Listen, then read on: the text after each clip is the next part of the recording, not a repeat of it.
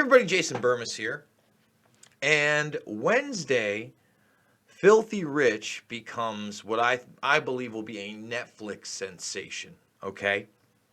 So the question is starting to become, how deep will this go?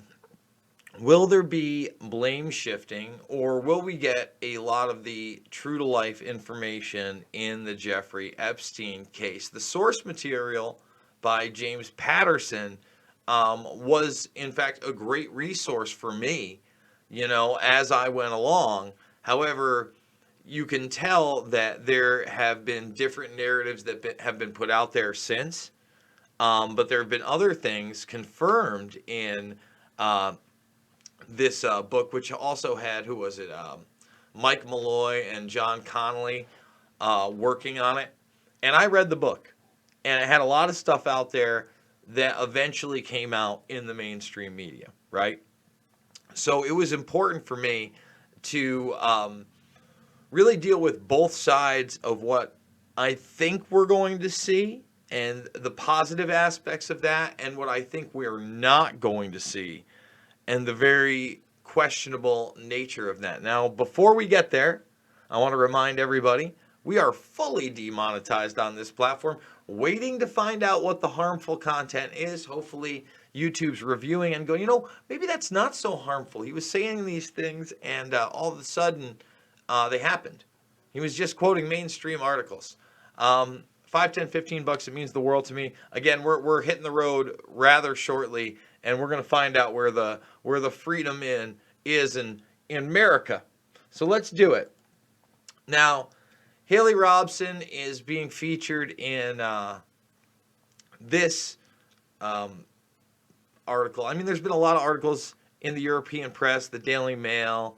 I think this is going to be huge in Europe as well, especially with the Prince Andrew angle that's going to get played up. But, I have questions, because are they going to play up the fact that Prince Andrew is also the arms dealer of the United Kingdom? Will they play that angle up? Because everybody likes to act like, all the power the royal family has is gone. Please. This looks like a multinational trafficking operation of children, where you have somebody like Maria Farmer, who went to the FBI in 1996, believes that Epstein was simply a middleman and that Les Wexner was the head of that snake. Okay? And think about how long the cover-up crew was in effect from 1996, when we know she reported him because she came forward. Other people could have reported him as well to the FBI and the NYPD. But then you get into the next narrative, right? And you get into the 2007-2008 case. So all of this, obviously continues to go on.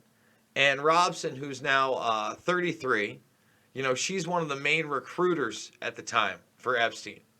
Okay, in 2003, she's still in high school, and she heard she could give an old guy a massage. Okay, so this is still like a 16-year-old girl. All right, 16, 17-year-old girl.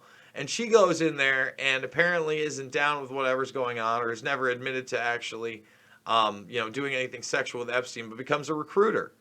And girls as young as 14, she claims. And we're talking plenty of those girls. Okay? She says 24. 24. And who knows if that's an accurate number. And that's just a microcosm of this situation. But unless they're going to dive deep into really the aspects and the origins, not only of Epstein, but the law cases, it's going to be troublesome, right? Now, I think a lot of Patterson's information was good, but let's talk about the angle with Trump. Now, it's in that narrative that gets expanded upon later. Trump basically drops Epstein and bans him from the club because he is involved with somebody who works for Trump's daughter, who's a young girl. That's what he hears. Okay? And by this, I was talking about the fact that they obviously had a previous relationship. People wouldn't accept that. I was talking about the evidence that Epstein had at least flown on Trump's plane. People wouldn't accept that. But now that narrative is relatively accepted because there's video of Trump and Epstein, right? Now, later on in some of these documents, it said, there's stories about this handwritten letter from Trump to the father, and I believe it's Virginia Giuffre Roberts. Okay? And that's supposedly when they're cut off. But then later on, you find out there could be business deals. And it was really a real estate deal that turned their relationship sour. Now, that's not in the James Patterson novel. So, look, I'm hoping, especially since the James Patterson novel is dated, it was out in like 2016, right? And again, great source material for the time, that Netflix is going to expand upon this, is going to take people like Barr to task, because Barr needs to be taken to task. The fact that this man was able to not kill himself twice should let you know that this is an injustice system incapable of expanding upon a real RICO case of child trafficking.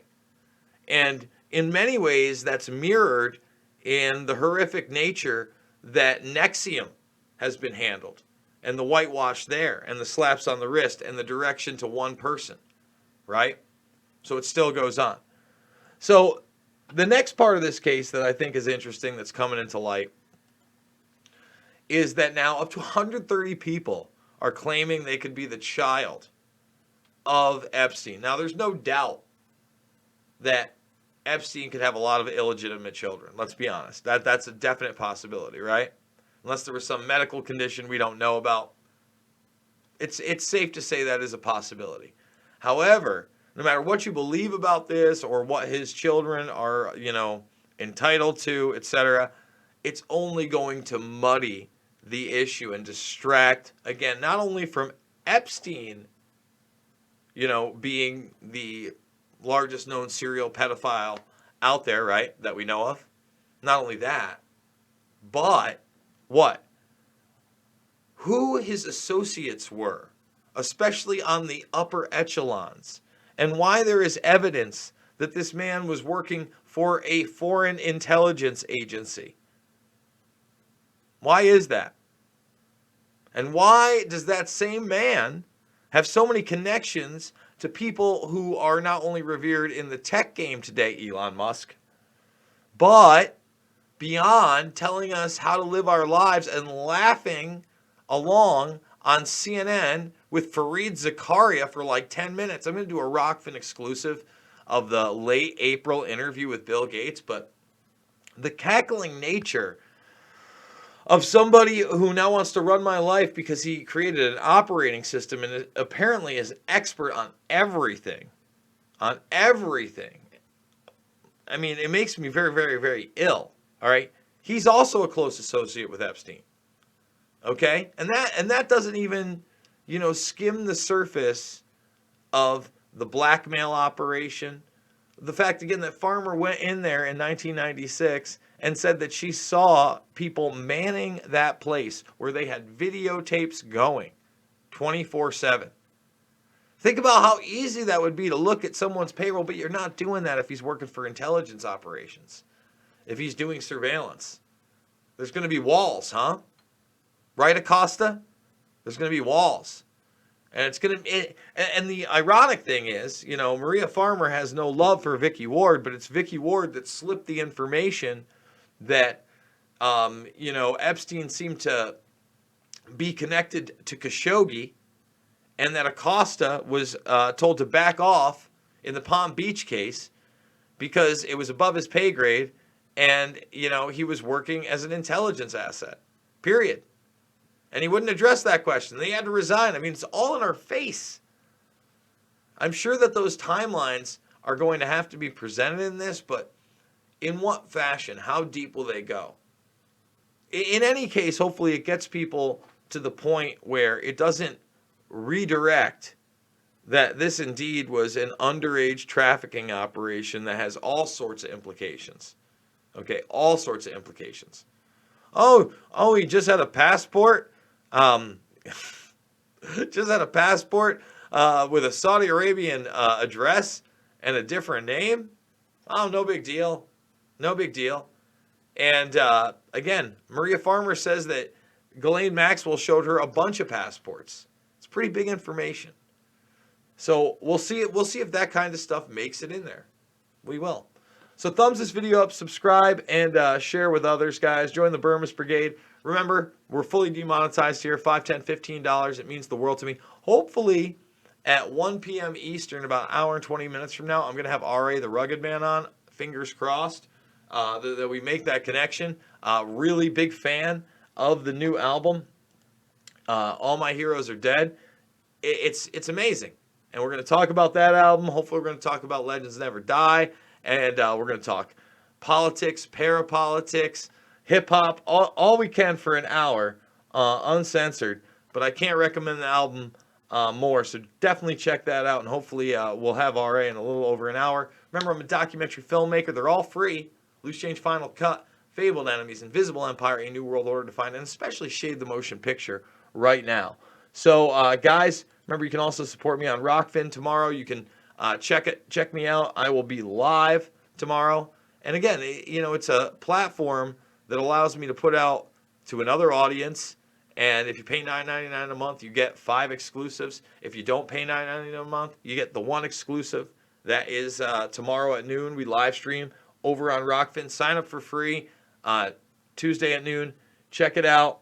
Guys, thanks for all the support. We may be demonetized, but we're still here. And it's thanks to you. Love you guys. See you on the flip.